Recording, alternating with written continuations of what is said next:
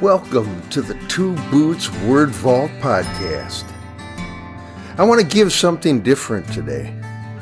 So many poets don't know how to read their own work, so I offer this recording from 1958 by Carl Sandburg reading his own Rootabaga Story from his 1922 collection. We poets can learn so much by listening to a master of the oral arts.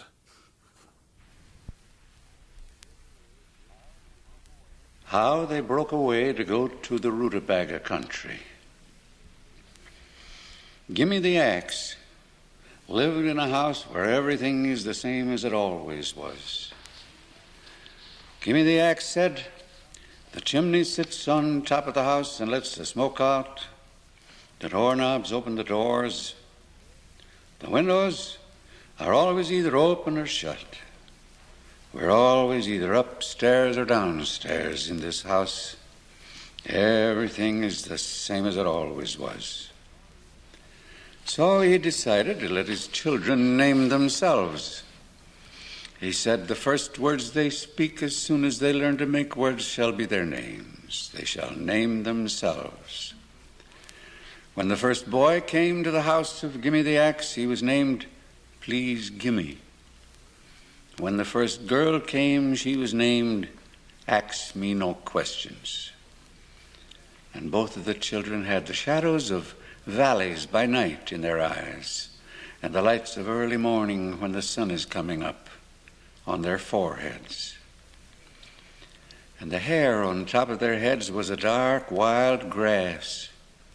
And they loved to turn the doorknobs, open the doors, and run out to have the wind comb their hair and touch their eyes and put its 6 soft fingers on their foreheads. And then, because no more boys came and no more girls came, Gimme the Axe said to himself, my first boy is my last, and my last girl is my first, and they picked their names themselves.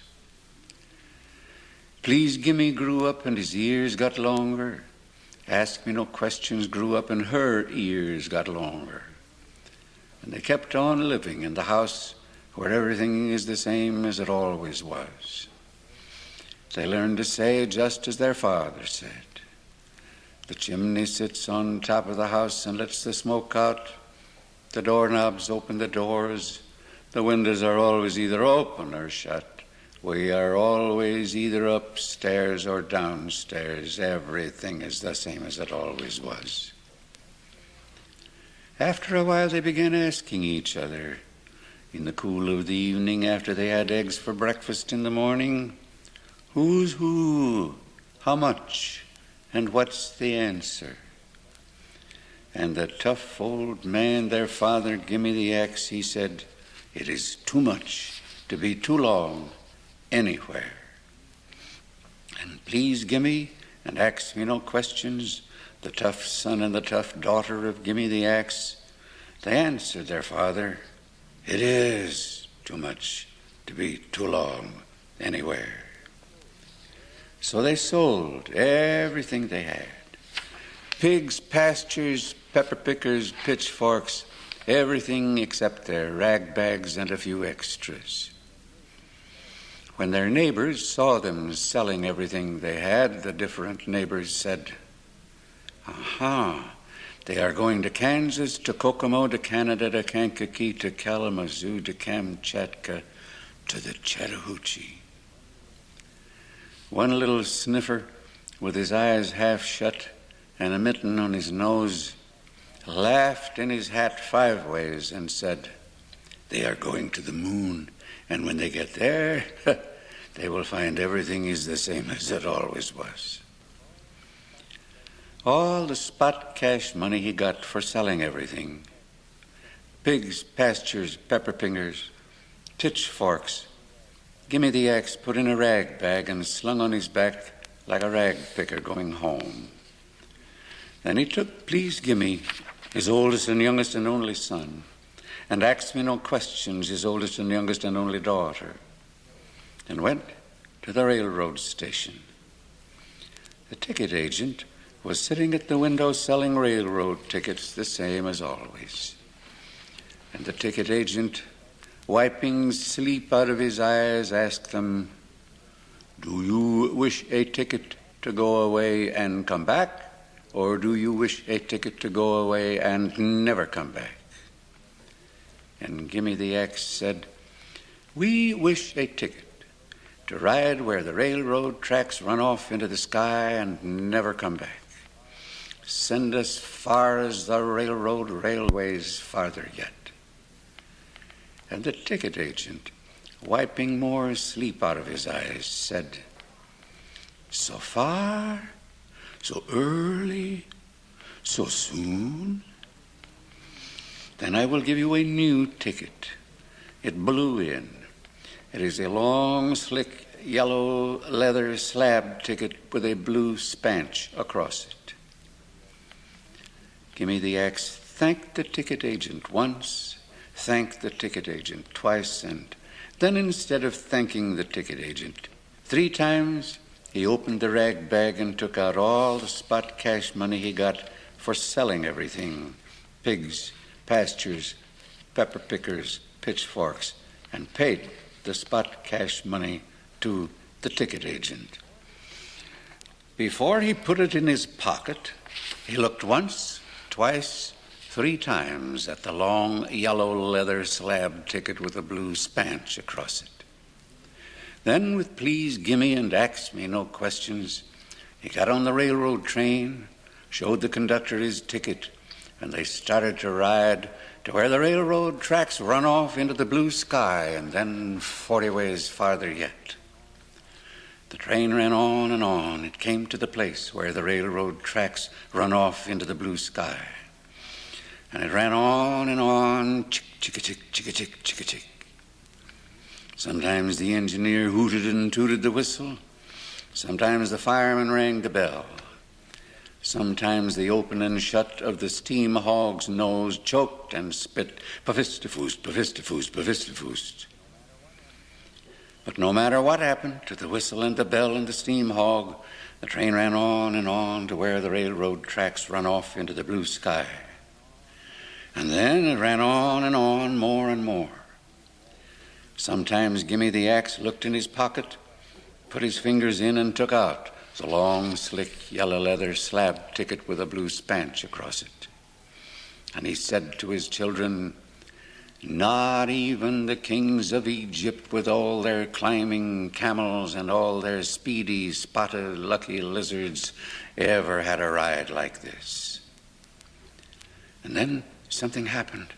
They met another train running on the same track. One train going one way, the other going the other way. They met. They passed each other. And the children asked their father, "What was it? What happened?" And he said, "Oh, one train went over, the other train went under. This is the over and under country. Nobody gets out of the way of anybody else. They either go over or under." And next, they came to the country of the balloon pickers. Hanging down from the skies, strung on strings so fine the eye couldn't see them at first, was the balloon crop of that summer. The sky was thick with balloons. Red, blue, yellow balloons, white, purple, and orange balloons, peach, watermelon, and potato balloons, rye loaf and wheat loaf balloons, link sausage and pork chop balloons. They floated and filled the sky. The balloon pickers were walking on high stilts picking balloons. Each picker had his own stilts, long or short. For picking balloons near the ground, he had short stilts. If he wanted to pick far and high, he walked on a far and high pair of stilts. Baby pickers on baby stilts were picking baby balloons. When they fell off the stilts, the handful of balloons they were holding kept them in the air till they got their feet into the stilts again. And Ask Me No Questions asked her father, Who is that away up there in the sky, climbing like a bird in the morning? And Gimme the Axe, he was singing too happy. The songs came out of his neck and made him so light, the balloons pulled him off his stilts. Well, will he ever come down again, back to his own people? Oh, yes. His heart will get heavy when his songs are all gone. Then he'll drop down to his stilts again. The train was running on and on. The engineer hooted and tooted the whistle when he felt like it. The fireman rang the bell when he felt that way. And sometimes the open and shut of the steam hog had to go, bavista-foost, bavista-foost.